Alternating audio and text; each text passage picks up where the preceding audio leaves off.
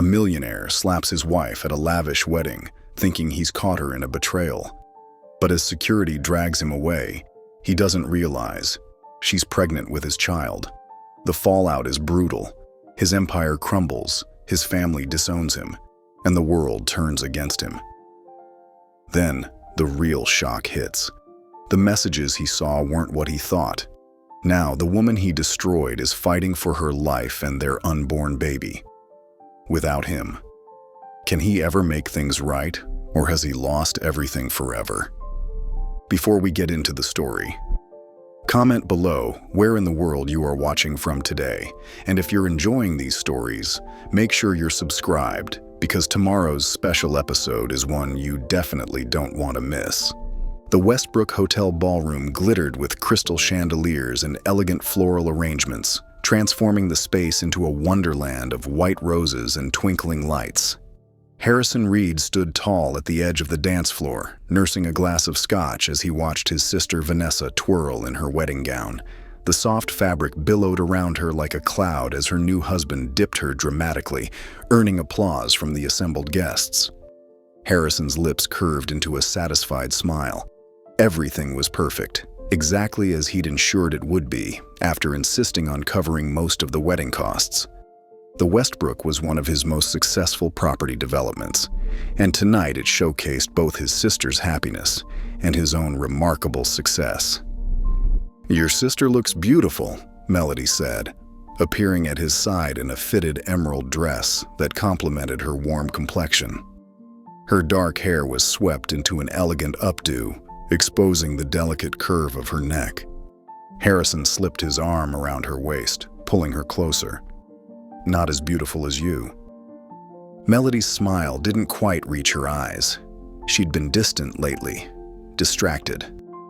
Harrison felt a familiar tightness in his chest, the same feeling he'd had as a boy watching his father's business collapse, his life spiraling beyond his control. "Dance with me," he said, setting down his drink and leading her toward the floor before she could respond. As they moved among the other couples, Harrison noticed how people watched them.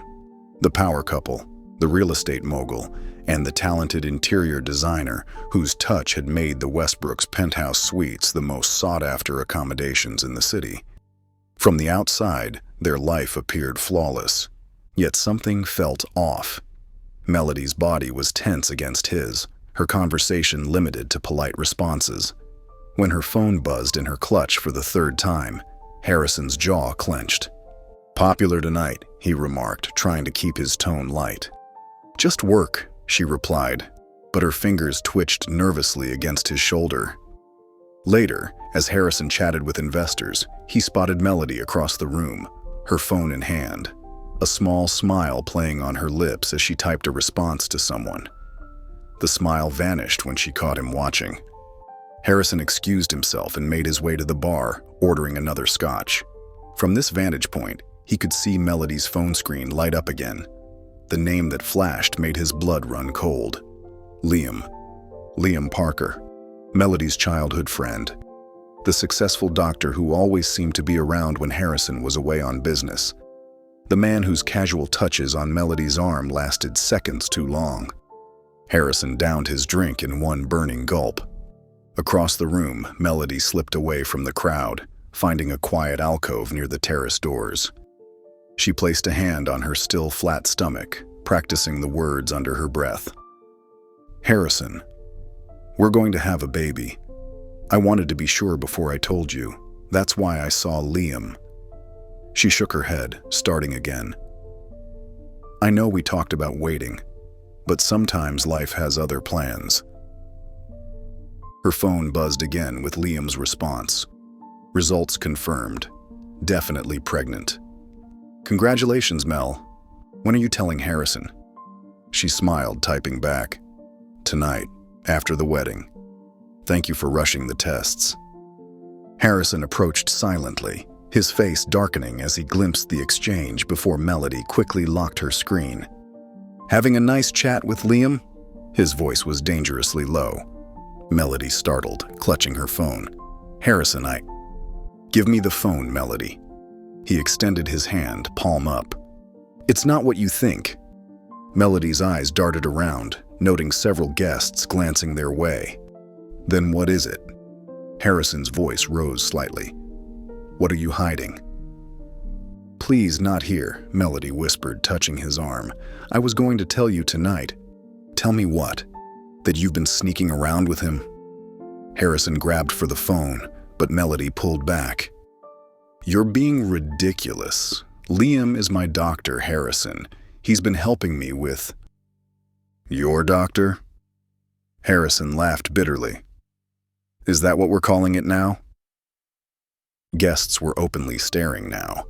Vanessa had paused mid-dance, concern etched on her face. "Harrison, please," Melody pleaded. "I'm pregnant." The words hung between them for one suspended moment, but instead of joy, Harrison's face contorted with rage. "And Liam knows before me?" His voice cracked. "Is it even mine?" Melody's face drained of color. "How dare you!" The slap came without warning, Harrison's open palm connecting with Melody's cheek with a crack that seemed to silence the entire ballroom. Melody stumbled backward, her hand flying to her face, eyes wide with shock and betrayal. Gasps erupted around them. A glass shattered somewhere. Before Harrison could move, 2 security guards were on him, restraining his arms. The reality of what he'd done crashed over him like ice water. "Melody!" he choked out, suddenly horrified. "Get him out of here!" someone shouted. Harrison struggled against the guards, his eyes locked on Melody's tear-streaked face. "Melody, I didn't mean—" But the damage was done. In one unforgivable moment, Harrison Reed had shattered the perfect life he'd built, revealing the cracks that had been there all along. The security guards escorted Harrison through the kitchen exit, away from the stunned wedding guests. His sister Vanessa's voice cut through the chaos, sharp with disbelief. "What have you done?" But Harrison barely heard her. The image of Melody's face, shock transforming to hurt, her hand pressed against her reddening cheek, replayed in his mind like a broken film reel. In the ballroom, Melody stood frozen until Vanessa reached her, wrapping a protective arm around her shoulders. "Come with me," Vanessa whispered, guiding her away from the murmuring crowd. "You're not staying with him tonight." In the hotel elevator, Melody's composure finally crumbled. Tears streamed down her face, her body trembling as Vanessa held her. "I never thought he would." Melody couldn't finish the sentence. "Neither did I," Vanessa said, her voice tight with anger. "Neither did I." In the pristine hotel suite Vanessa had arranged, Melody sat on the edge of the bed, staring at her wedding ring. The 3-carat diamond caught the light, sending prisms dancing across the wall, beautiful and cold, just like her marriage had become. Her mind drifted back to their first meeting 3 years ago. Harrison had hired her design firm to reimagine the headquarters of Reed Developments. She remembered walking into his office, portfolio in hand, nervous but determined. "I don't want something that looks like every other corporate office in this city," he had told her, those intense dark eyes studying her face. "I want something that makes a statement." "What statement would you like to make, Mr. Reed?" she had asked. His smile had transformed his serious face. "That I've arrived, and that I'm here to stay." She had delivered exactly that, a space that balanced power with warmth, ambition with taste. Harrison had been impressed, not just with her work, but with her. He had asked her to dinner that same day. Their courtship had been a whirlwind. Weekend trips to Paris on his private jet. Midnight swims in the Caribbean. Harrison had pursued her with the same single-minded focus he applied to his business deals. "You're different," he had told her one night as they lay tangled in his sheets. "You see me, not just what I can give you." Melody touched her cheek, the sting of his slap still lingering. When had things changed? When had his attentiveness transformed into possessiveness, his protection into control? Harrison slammed the door of their mansion, the sound echoing through the empty halls. He loosened his tie with angry jerks, then poured himself a scotch, downing it in one burning gulp. She had humiliated him, keeping secrets, texting another man, a man she clearly trusted more than her own husband. And now this pregnancy bombshell, dropped in the middle of his sister's wedding like some dramatic soap opera. Harrison poured another drink, his hand steady despite his rage. This would blow over. It had to. He was Harrison Reed. He had built an empire from nothing after his father's disgrace had left them penniless. He had clawed his way back to the top, demanding respect at every turn. One incident wouldn't undo all that. Melody would cool down. He would send flowers tomorrow, perhaps the diamond bracelet she had admired last month. She would come home. They would talk about the baby, his baby, and life would continue. He was Harrison Reed, and Harrison Reed always got what he wanted. Morning light streamed through the hotel curtains as Melody's phone rang for the 5th time. Harrison again. She silenced it without answering. Vanessa entered with coffee and a sympathetic smile. "How are you feeling?" "Like I've finally woken up," Melody replied, her voice hoarse from crying. Her phone buzzed with a text. "I'm sorry about last night. Come home so we can talk." H. Then another. "I've ordered your favorite flowers. We need to discuss the baby." H. Melody set the phone down. He thinks he can buy his way out of this.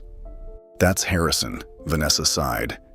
He's never faced consequences he couldn't pay off. Melody placed a protective hand over her stomach. Not this time.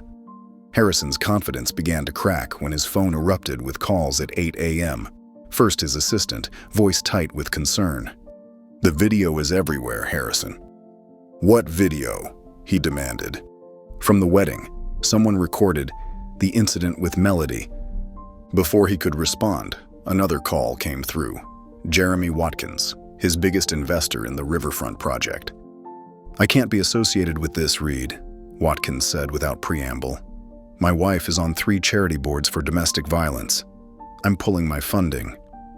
Harrison's mouth went dry. "Jeremy, this is a misunderstanding. Save it.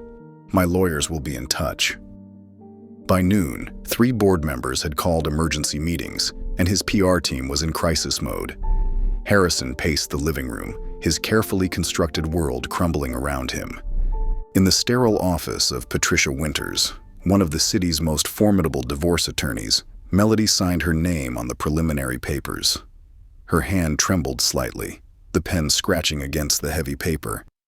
"Are you certain about this?" Patricia asked. "These situations can sometimes be worked through with counseling." Melody thought of Harrison's face twisted with rage, of years of subtle control disguised as protection, of having to account for every minute away from him. "I'm certain," she said, sliding the papers back across the desk. "And there's something else you should know, but it stays between us for now." Patricia raised an eyebrow. "I'm pregnant," Melody said, her voice steadier than she felt. "And I need to protect my child from ever witnessing what I experienced last night." As she left the office, Melody felt a strange mixture of grief and liberation.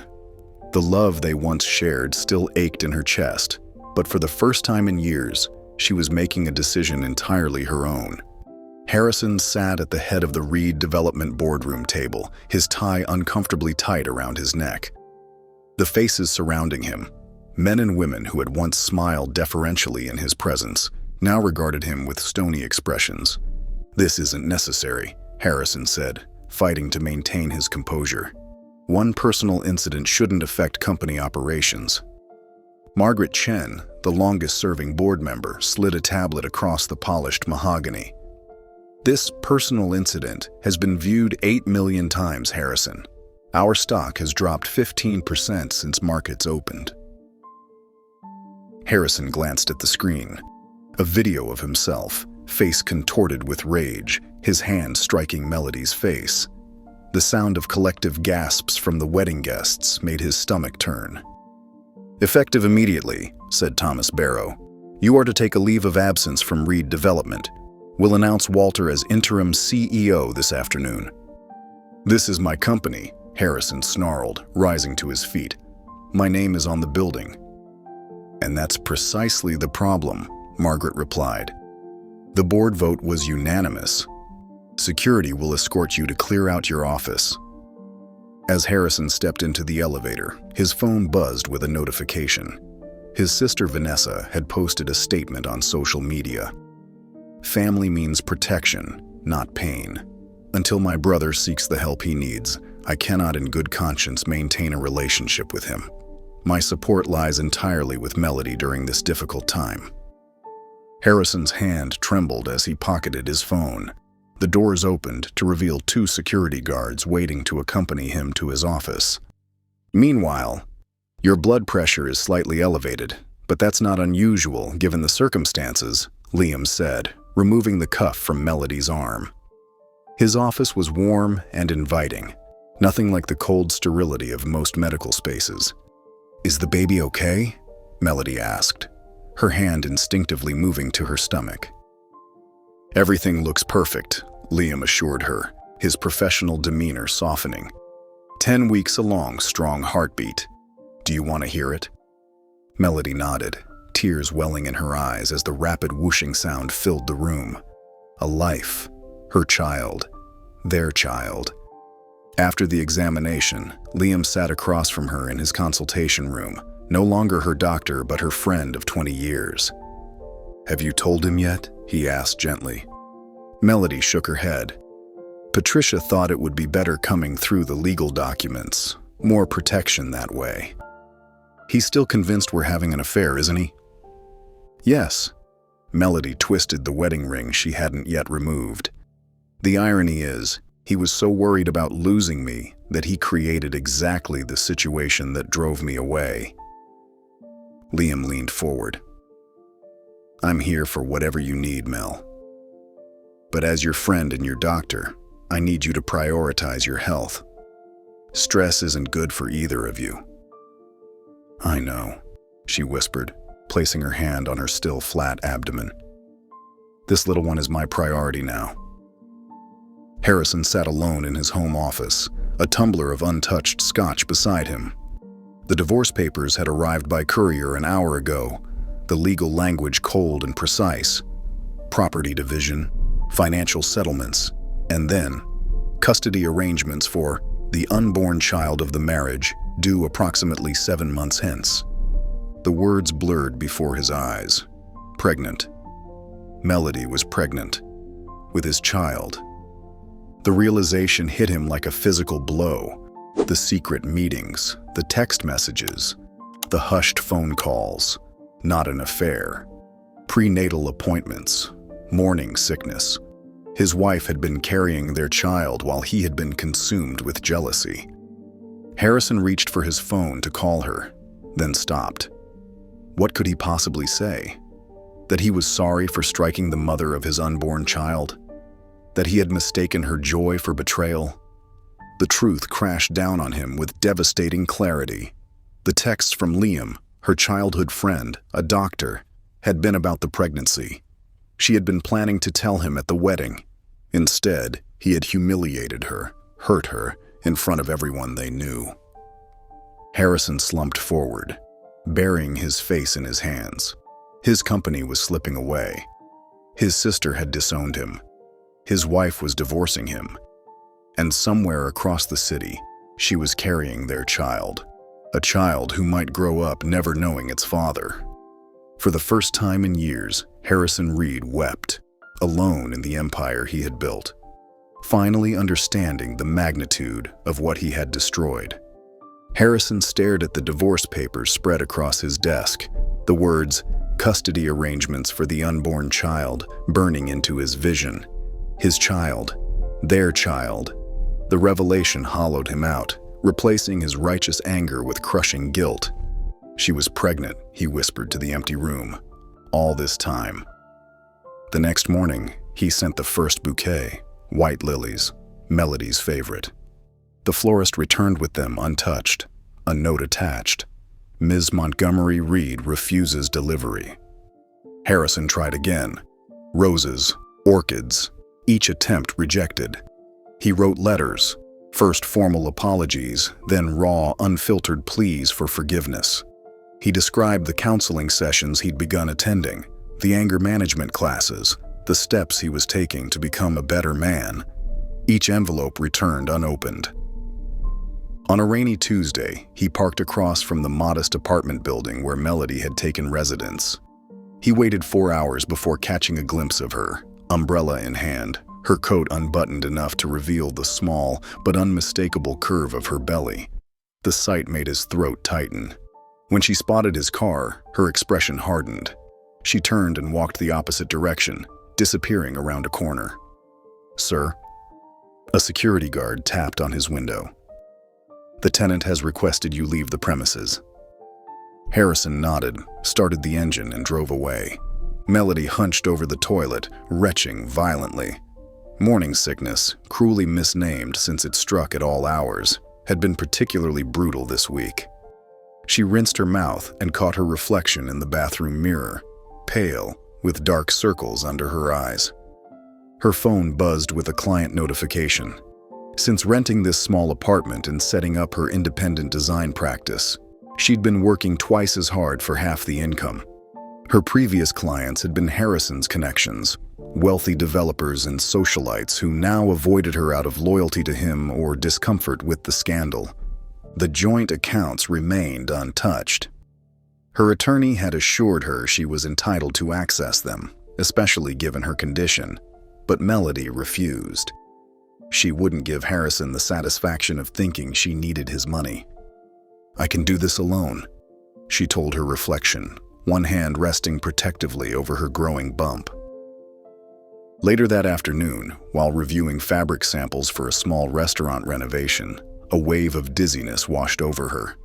She gripped the edge of her desk, waiting for it to pass. When it didn't, she reluctantly called Liam. "You look terrible," Liam said bluntly, taking Harrison's blood pressure in his private office after hours. "Thanks for fitting me in," Harrison replied, rolling down his sleeve. "How is she?" Liam's professional demeanor softened slightly. "You know I can't discuss another patient's condition." "Please," Harrison's voice cracked.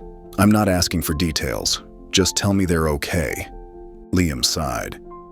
"She's experiencing more severe symptoms than most. Working too hard, not resting enough." He paused. "She's stubborn about accepting help."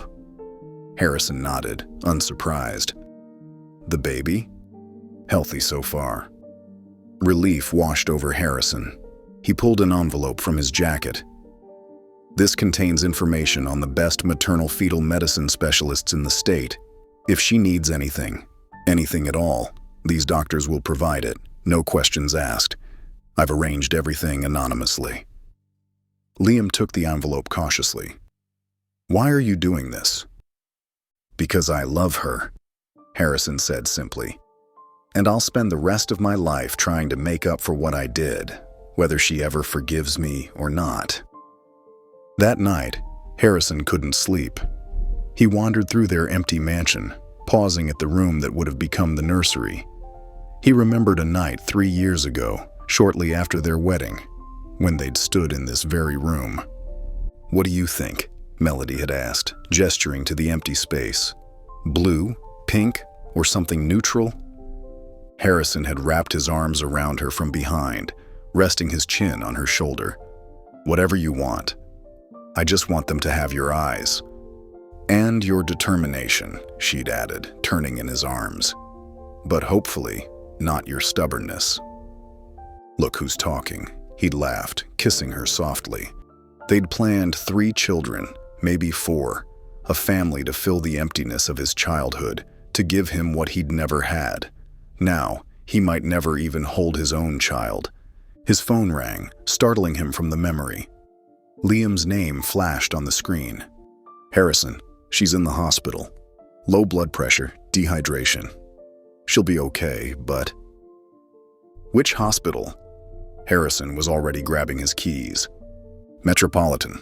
But Harrison, she doesn't want to see you." "I know," he said, throat tight. "I just need to know she's getting the best care. I'll stay out of sight." True to his word, Harrison spent the night in his car in the hospital parking lot, making calls to ensure Melody had the finest medical team available, all arranged through intermediaries, respecting her wish for no contact. As dawn broke, he received a text from Liam. "Both stable. Going home today." Harrison started his car, exhausted but relieved. As he drove past the hospital entrance, he caught a glimpse of Melody in a wheelchair, being helped into a taxi. She looked small and vulnerable, nothing like the confident woman he'd married. For the first time, Harrison truly understood what his actions had cost her. Not just their marriage, but her security, her health, her peace of mind. And still, her pride wouldn't let her accept his help directly. "I'll find a way," he promised himself. "I'll find a way to make this right." One crisp afternoon, Judge Carlton Montgomery stepped out of his town car with the careful precision that had defined his 30 years on the bench. At 68, he still cut an imposing figure, tall and distinguished with silver hair and the same warm eyes his daughter had inherited. The doorman at Melody's apartment building straightened instinctively as the judge approached. "Judge Montgomery, sir. Miss Melody is expecting you." Carlton nodded, his face betraying nothing of the anxiety churning beneath his composed exterior. 5 years had passed since he'd last seen his daughter, at her wedding to Harrison Reed. A wedding he'd attended under protest, though he'd never told Melody why. When Melody opened her door, the sight of her pregnancy stopped him short. His only child stood before him, one protective hand resting on her swollen belly, her face thinner than he remembered. "Dad," she said, her voice catching. "Melody." He stepped forward hesitantly. "May I come in?" Her apartment was small but tastefully decorated.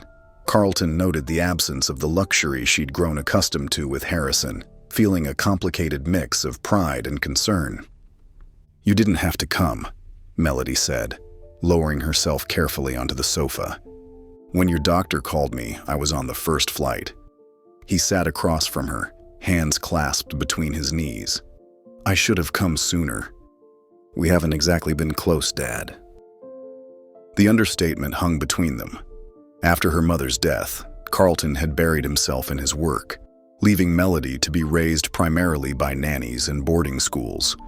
Their relationship had fractured completely when she'd announced her engagement to Harrison Reed.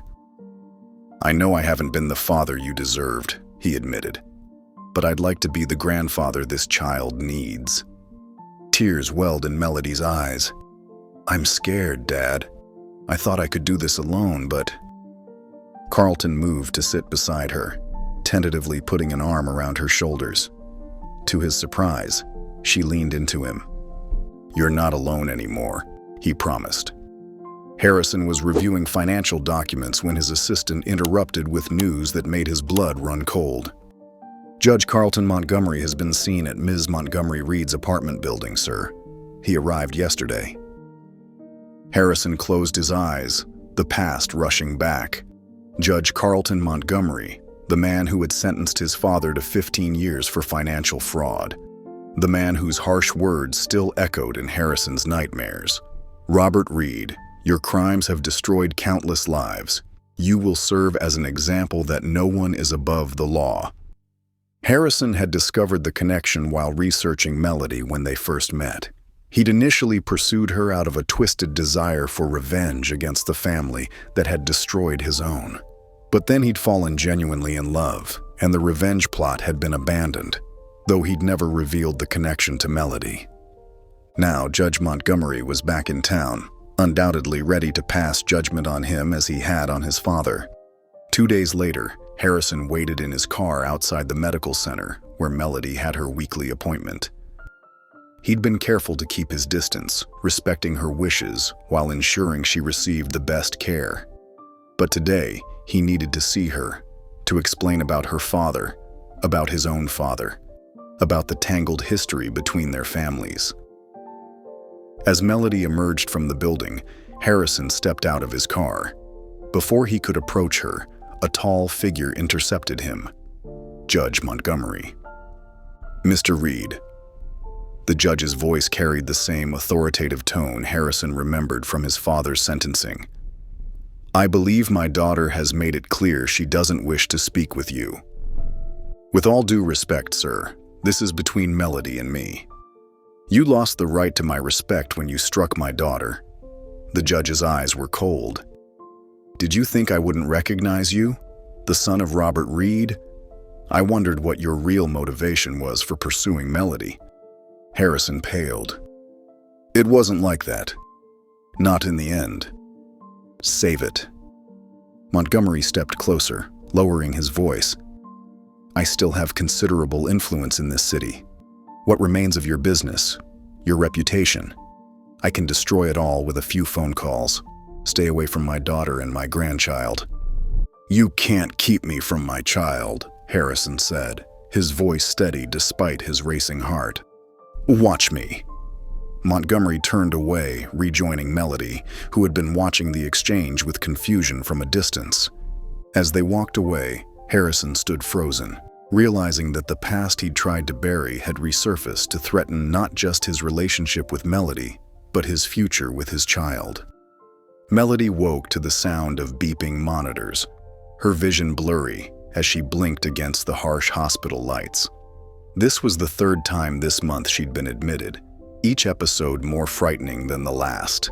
At 26 weeks pregnant, her body was rebelling against her. Severe preeclampsia, the doctors had explained, with concerning protein levels in her urine and dangerously high blood pressure. Try to relax, the nurse said, adjusting the IV line. Dr. Parker will be in shortly. Melody nodded weakly, her hand drifting to her swollen belly.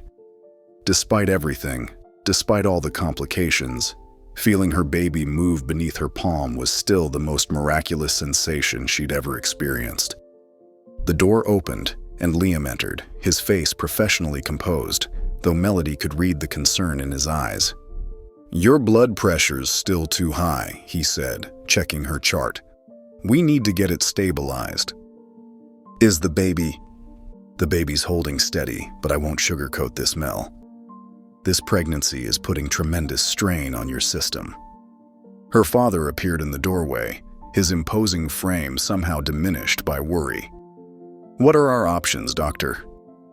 Liam hesitated.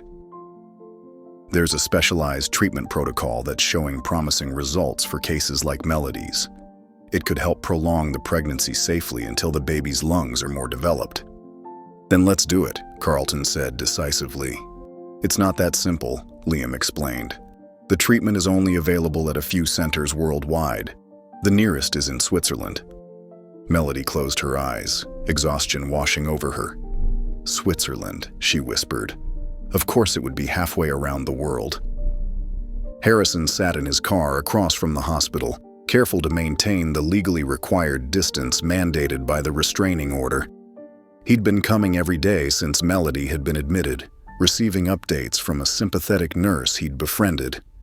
Not through bribes or intimidation as the old Harrison might have attempted, but through genuine concern and respectful persistence.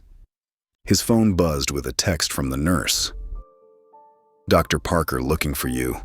Says urgent. Harrison frowned.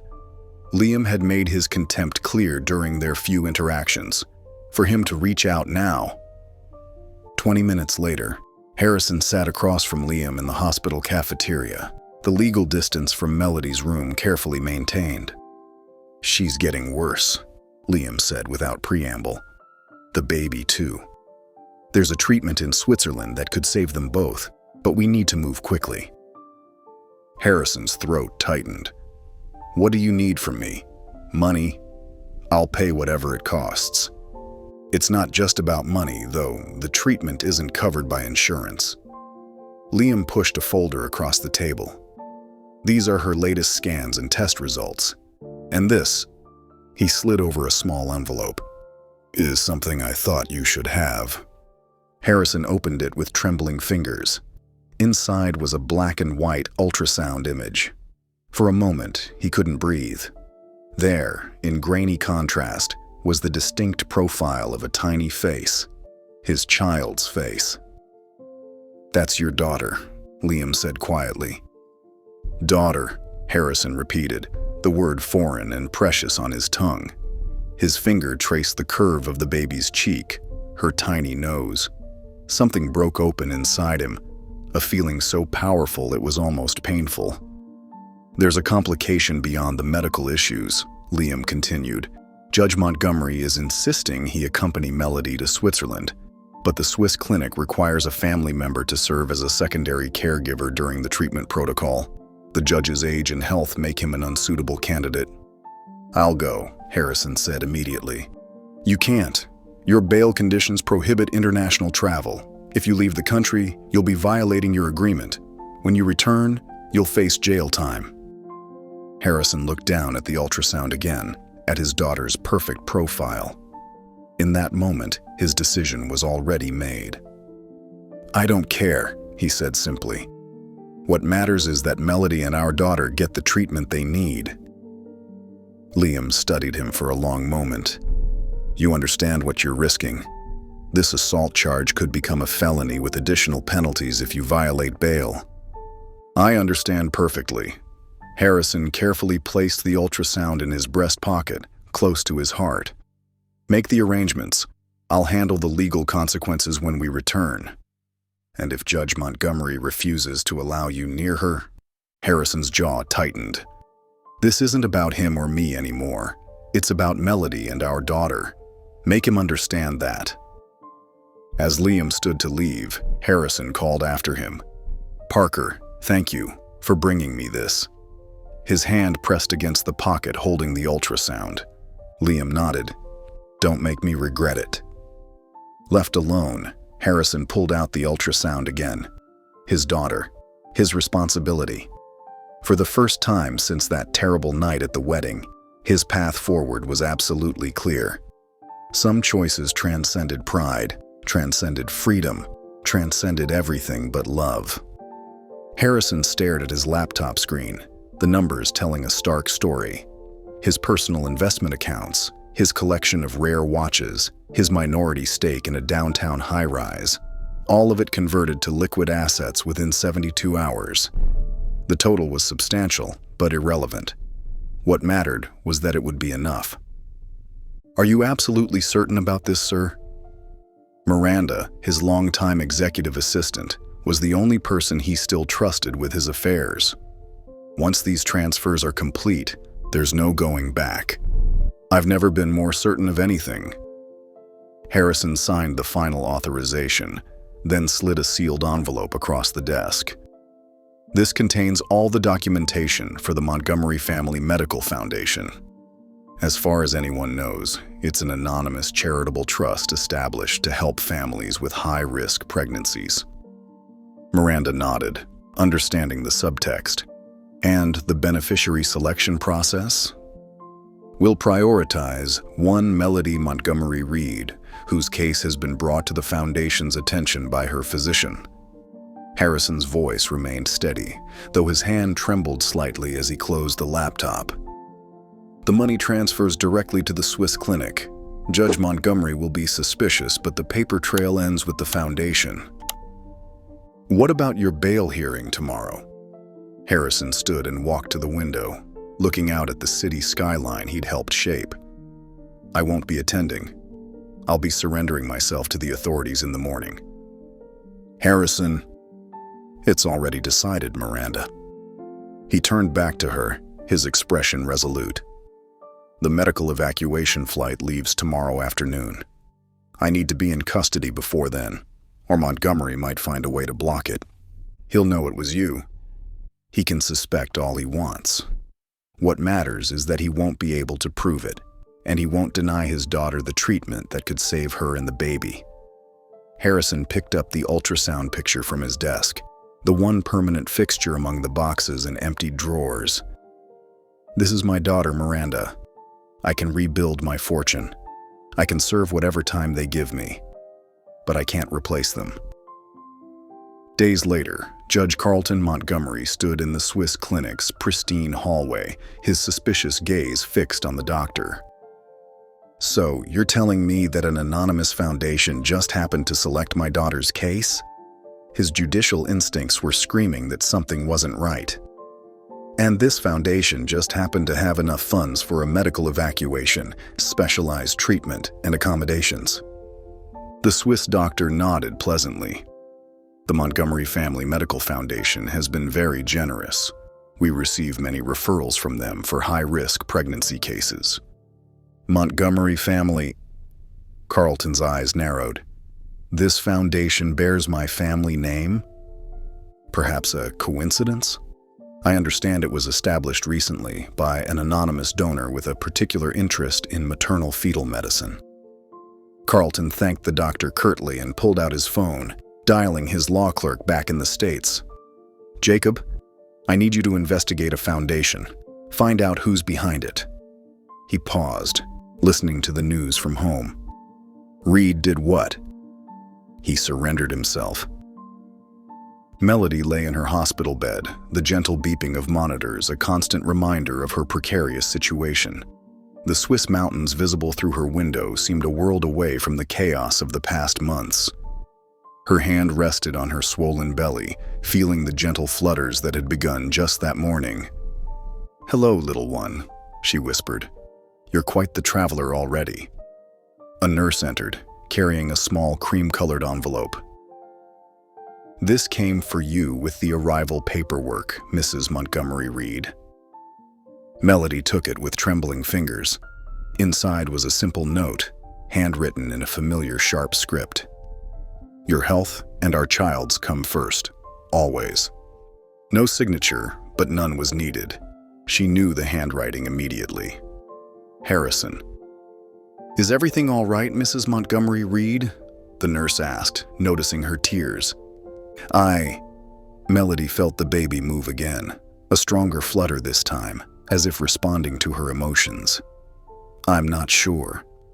She reread the note, conflicting feelings washing over her. The man who had humiliated her in public, whose jealous rage had brought them to this point, had he really liquidated his assets and violated his bail to ensure she received this treatment?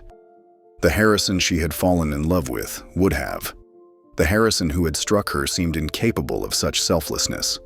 Yet here she was, receiving the world's best care, while according to her father, Harrison was now in jail, awaiting a hearing for his bail violation. As the baby moved again, Melody placed both hands on her belly, the note still clutched in her fingers.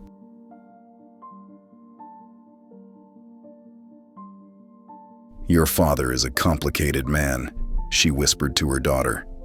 For the first time in months, the thought of Harrison brought something other than pain. A confused mixture of gratitude, lingering hurt, and the faintest flicker of something she wasn't ready to name. The holding cell smelled of industrial cleaner and desperation. Harrison sat on the thin mattress, his bespoke suit exchanged for an orange jumpsuit that hung loosely on his frame. 3 weeks in custody had already stripped away some of his imposing presence, though his eyes remained sharp and alert. "Mr. Reed, your attorney is here," the guard announced, unlocking the cell door. Miranda Chen entered, her expression professionally neutral until the guard stepped away. "The DA's office has presented their offer," she said, opening her briefcase on the small metal table. Harrison stood, rolling his shoulders to ease the stiffness. "Let's hear it." 6 months in county jail, 2 years probation, 200 hours of community service, a $100,000 fine, and mandatory therapy, specifically anger management. She laid out the paperwork. Given the video evidence and the public nature of the assault, this is actually quite reasonable. Harrison nodded slowly. "And Melody?" "The baby." The latest report from Switzerland indicates stabilization. The treatment appears to be working. Miranda's professional demeanor softened slightly. "Your foundation is covering everything as planned. Judge Montgomery is still investigating, but he's hit nothing but dead ends." Harrison sat back down, relief visible in the slight slump of his shoulders. "I'll take the deal." "Harrison, we could fight this." "No." His voice was firm but calm. "I did what they're charging me with. I'll accept the consequences." Miranda studied him. This isn't like you. Maybe it's time it was. The therapy room was spartanly furnished, just comfortable chairs, neutral walls, and a small desk. Dr. Abernathy, a woman in her 50s with silver-streaked hair and penetrating eyes, sat across from Harrison. So, Mr. Reed, this is our third session. You've been quite cooperative, but I notice you're still keeping our discussions rather superficial. Harrison shifted in his seat. I'm here. I'm participating.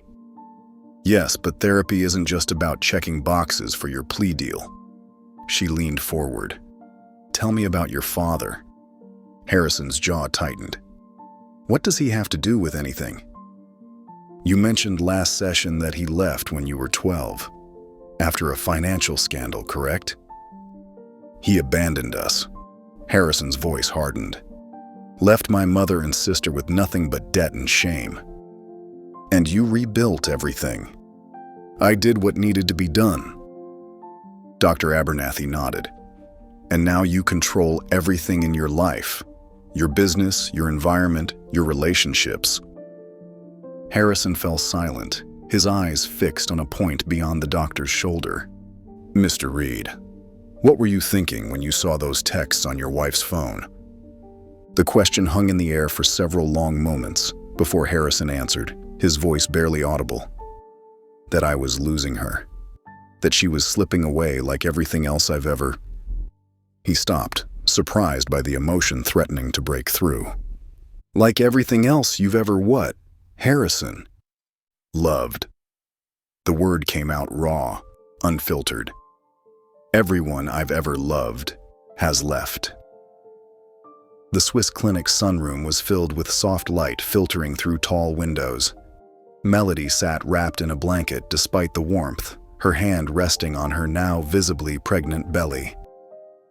The baby's measurements are excellent, Liam said, reviewing her chart.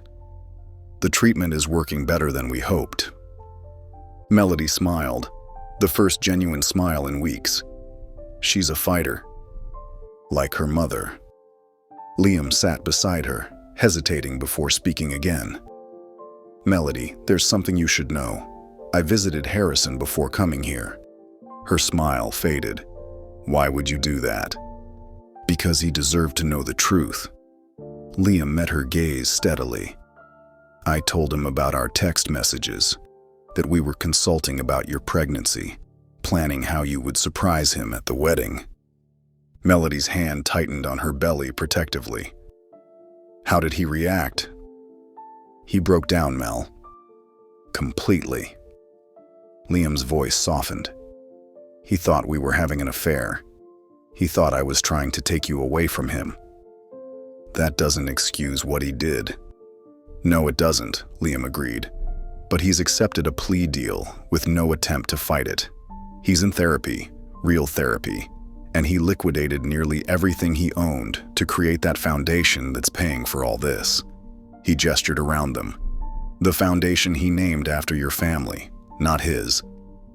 Tears welled in Melody's eyes. I don't know what to do with that information, Liam. You don't have to do anything with it right now. He covered her hand with his. Just focus on getting better. On your daughter. Melody nodded, looking out at the mountains. Did he ask about me? Only about your health and the babies. He didn't ask for forgiveness or for you to contact him. Liam squeezed her hand. He said, and I quote, "Tell her I understand if she never wants to see me again. Just let her know I'll make sure she and our daughter are taken care of, no matter what." A tear slipped down Melody's cheek as she felt her daughter kick, stronger now than the flutters of weeks before. He really sacrificed everything, didn't he? She whispered. Yes, Liam said simply. He did. Weeks later, Melody pulled her oversized cardigan tighter around her growing belly as she slipped into the back row of the community center. She tugged a wide-brimmed hat lower over her face, though she doubted Harrison would recognize her, even if he looked directly at her. 7 months pregnant, she hardly recognized herself sometimes. The circle of chairs held about 15 people. Some faces bore the lingering shadows of trauma. Others showed the determined set of survivors. Harrison sat with his back to her, his once immaculate suit replaced by simple slacks and a button-down shirt that seemed to hang on his frame. "We have a new member joining us today," the facilitator said. "But first, Harrison has asked to share an update." Melody's breath caught as Harrison stood. His shoulders, once squared with confidence bordering on arrogance, now carried a different kind of strength, humbler but somehow more authentic. "My name is Harrison," he began, his voice steady but quieter than she remembered.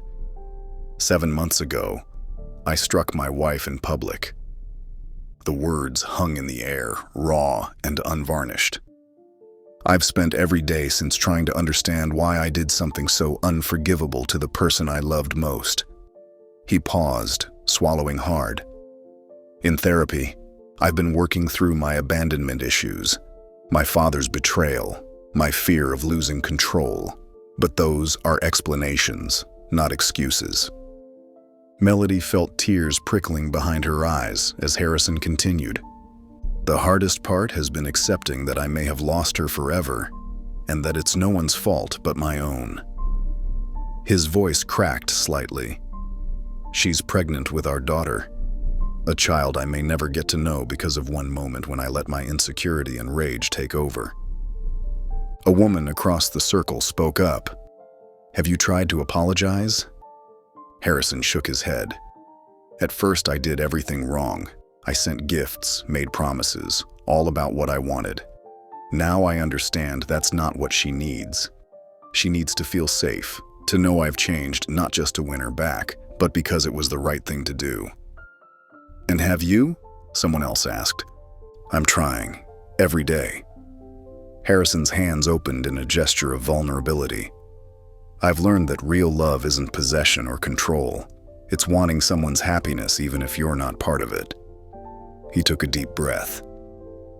"I don't know if I'll ever be worthy of her forgiveness, but I want to become someone who could be, whether she ever knows it or not." Melody pressed her hand to her mouth, stifling a sound. The Harrison she had married would never have exposed himself this way, never admitted fault without qualification. This man, speaking without knowing she could hear, was someone different. She slipped out before the meeting ended, heart pounding, mind racing. Judge Carlton Montgomery sat at his desk, glasses perched on his nose as he read the letter for the 3rd time. "Dear Judge Montgomery, I am writing not to request anything, but to acknowledge the pain I've caused your daughter and to accept full responsibility for my inexcusable actions." The judge's eyes narrowed as he continued reading. The letter contained no self-justification, no implied request for intervention. It simply acknowledged the judge's rightful concern for his daughter and expressed genuine regret for the suffering Harrison had caused. "I understand your protective instinct toward Melody. She deserves that protection, which I failed to provide. While I am working to become a better man, I recognize that actions have consequences that cannot be undone with mere words or intentions. Respectfully, Harrison Reed." Montgomery set the letter down, troubled by its sincerity. It was far easier to dismiss Reed as the same kind of man as his father, arrogant, entitled, unwilling to face consequences. This letter suggested otherwise. He carefully folded it and placed it in his desk drawer, unsure what to do with this unexpected development. "Everything looks perfect," Liam said, wiping the ultrasound gel from Melody's rounded belly. "She's right on track for growth." Melody smiled, watching the monitor where her daughter's profile had been visible moments before. "She's getting so big."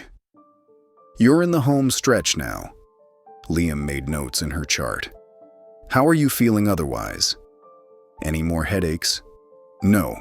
The medication from Switzerland is still working." She hesitated, then asked the question that had been on her mind for days.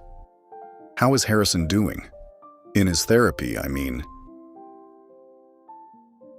Liam looked up, surprise evident in his expression.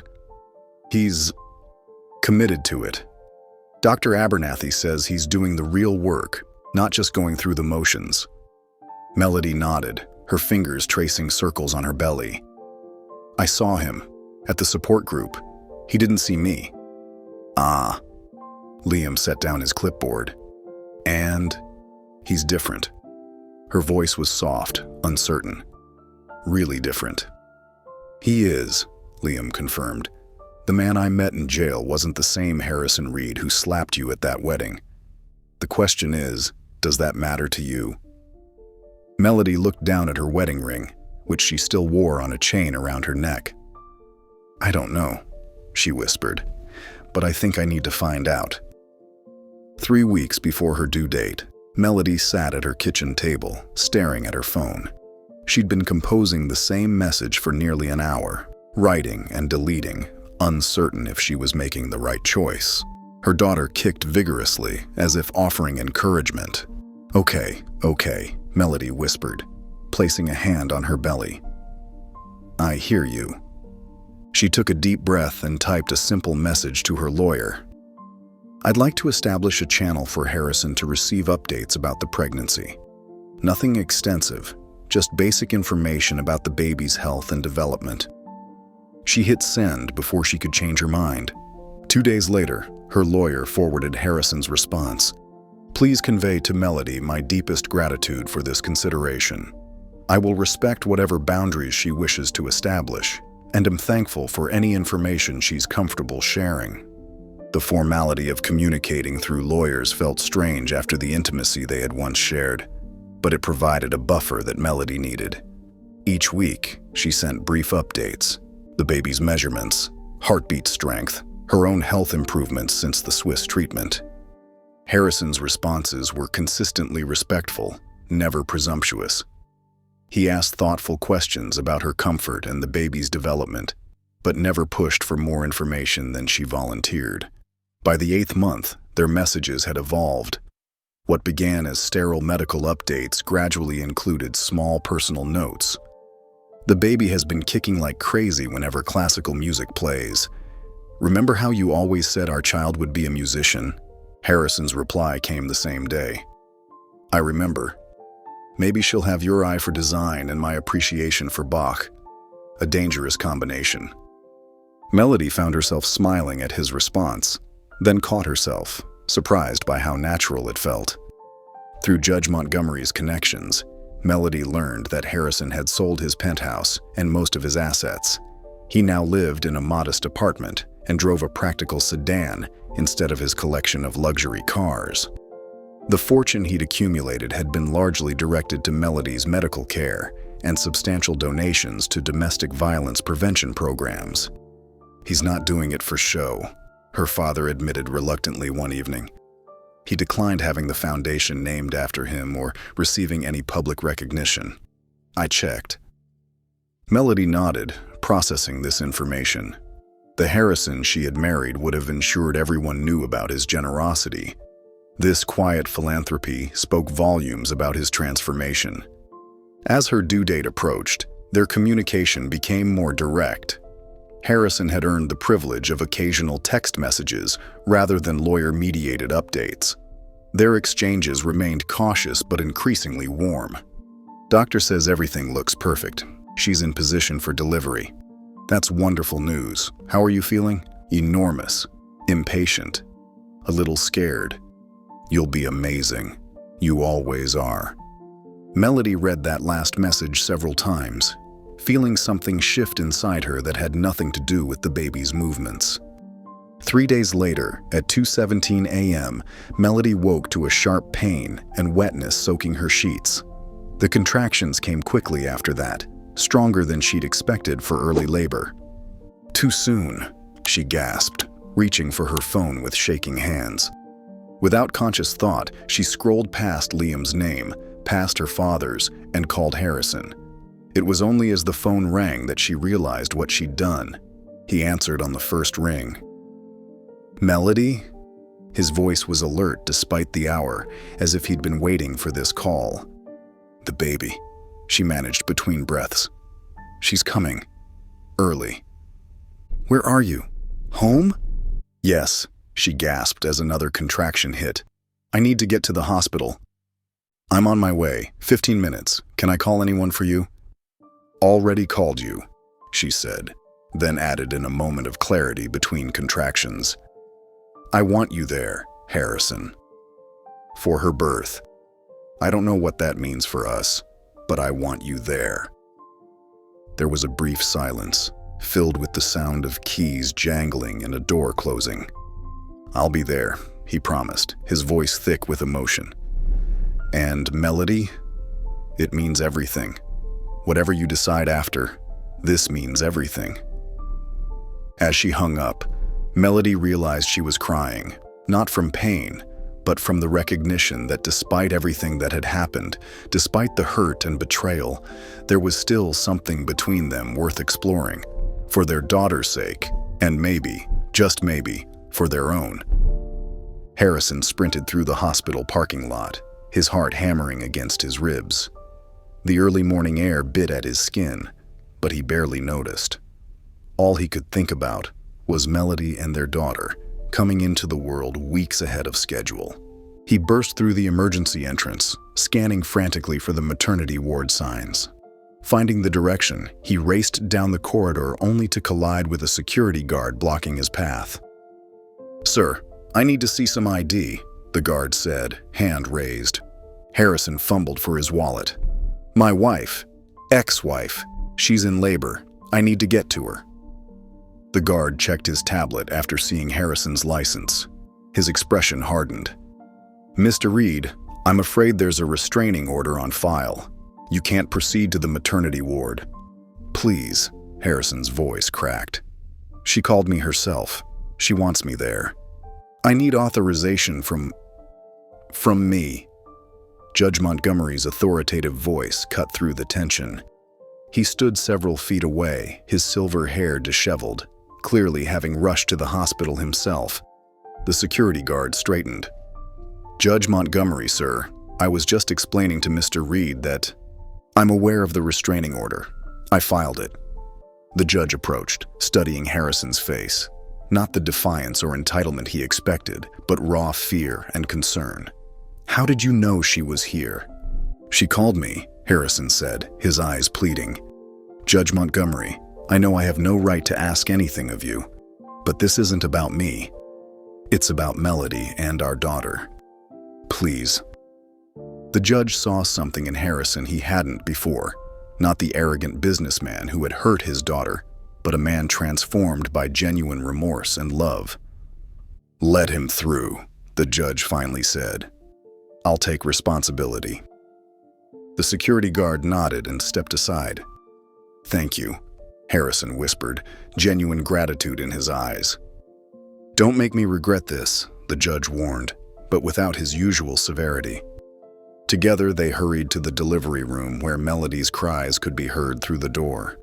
Harrison hesitated at the threshold, suddenly uncertain. "Go," Judge Montgomery urged. "She asked for you." Inside, Melody's face was flushed with exertion, her hair plastered to her forehead with sweat. When she saw Harrison, relief flooded her expression. "You're here!" she gasped between contractions. Harrison moved to her side, careful not to assume too much. "What can I do?" "Hold my hand," she said, reaching for him. For the next 2 hours, Harrison remained by her side, offering quiet encouragement, wiping her brow, and enduring her crushing grip without complaint. He stayed focused entirely on her needs, never centering himself or his feelings. Judge Montgomery watched from the corner of the room, witnessing a side of Harrison Reed he'd never imagined existed. When their daughter finally arrived with a powerful cry, the room filled with a different kind of tension, one of wonder and overwhelming emotion. Harrison's eyes filled with tears as the tiny red-faced infant was placed on Melody's chest. "She's perfect," he whispered, afraid to touch either of them without permission. "Do you want to hold her?" Melody asked softly. With trembling hands, Harrison cradled his daughter for the first time, awe transforming his features. Later, when the room had quieted and the three of them were alone, Melody in the hospital bed, Harrison in a chair beside her, their daughter sleeping between them, Melody broke the silence. "This doesn't fix everything," she said quietly. "I know," Harrison replied, his eyes never leaving their daughter's face. "But I think we could try. With help. Professional mediation, counseling, a structured process." Melody's voice was steady despite her exhaustion. "For her sake, and maybe for ours." Harrison looked up, hope and caution warring in his expression. "I would do anything, whatever process, whatever time it takes." From the doorway, Judge Montgomery watched the tentative new beginning unfolding before him. For the first time, he saw not the man who had struck his daughter, but the man who had sacrificed everything to save her and their child. A man capable of change. 1 year later, sunlight streamed through the windows of the small garden pavilion where only their closest family and friends gathered. Wildflowers and simple greenery adorned the space. Melody's design, naturally. Their daughter, Olivia, now nearly walking, sat contentedly on Judge Montgomery's lap in the front row. Harrison stood at the altar, his hands slightly trembling as he watched Melody approach in a simple cream dress. Not the lavish affair of their first wedding, but something more meaningful, more honest. "A year ago, I wouldn't have believed this moment possible," Harrison began when it came time for his vows. His voice carried through the intimate space, steady despite the emotion behind his words. "I mistook possession for love. I confused control with caring." He paused, looking directly at Melody. "Through therapy, I've confronted the insecurities and jealousy that led me to the worst mistake of my life.